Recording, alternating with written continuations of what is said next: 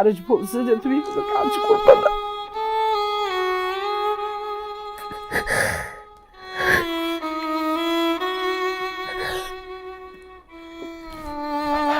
শখের মানুষ আবার একটাই ভালো লাগে, দর্শকরা তো প্রজাপতি, উড়ে চলে যাবে।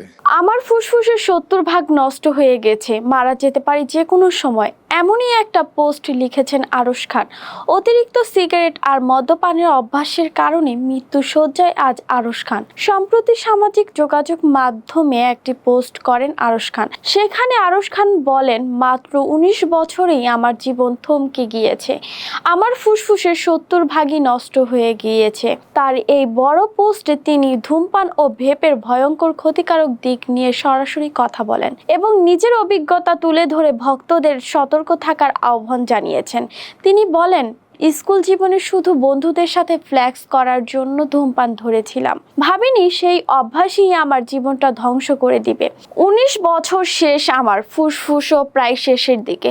তখনকার মজা আজ মৃত্যুর কারণ হয়ে দাঁড়িয়েছে। সিগারেট ছাড়ার জন্য ভ্যাপ ধরেছিলাম, কিন্তু সেটা আরো বেশি ভয়ঙ্কর।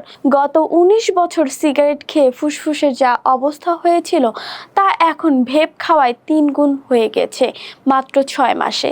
তার এমন পোস্ট দেখে নেটিজেনরা শোকাহত, আরেকদিকে তার দ্রুত সুস্থতা প্রার্থনা করছেন।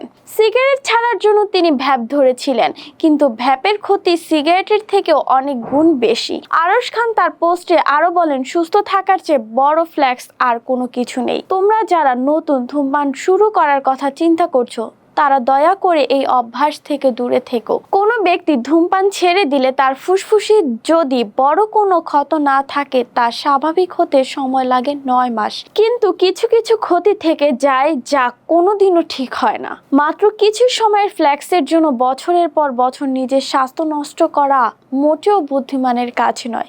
আরশ খান আরো বলেন, ধূমপান এবং ভেপ একেবারে এড়িয়ে চলা ছাড়া কোনো বিকল্প নেই।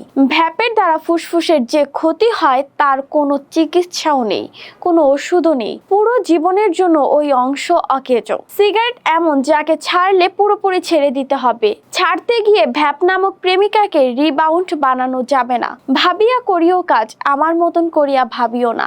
আরশ খানের এমন মন্তব্য শুধু তার জীবনের অভিজ্ঞতা না, এটি তরুণ প্রজন্মের জন্য একটি গুরুত্বপূর্ণ শিক্ষা। সামান্য মজা বা ফ্ল্যাক্সের জন্য স্বাস্থ্যকে কখনোই ঝুঁকিপূর্ণের মধ্যে ফেলা উচিত নয়। কিছু মানুষের ধারণা আরশ খান ও তানিয়া বৃষ্টির বিচ্ছেদের পর আরশ খান গভীরভাবে শোকাহত হন। সেই মনের ব্যথা ভোলার জন্যই আরশ খান নেশায় ঝুঁকে পড়েন। আমরা সবাই প্রার্থনা করি আরশ খানের দ্রুত সুস্থতার জন্য। আরশ খানের এই সতর্ক বার্তা থেকে আমাদের সবাইকে শিক্ষা নেওয়া দরকার। মজা বা সামান্য ফ্ল্যাক্সের জন্য নিজের স্বাস্থ্যকে ঝুঁকিতে ফেলা উচিত নয়।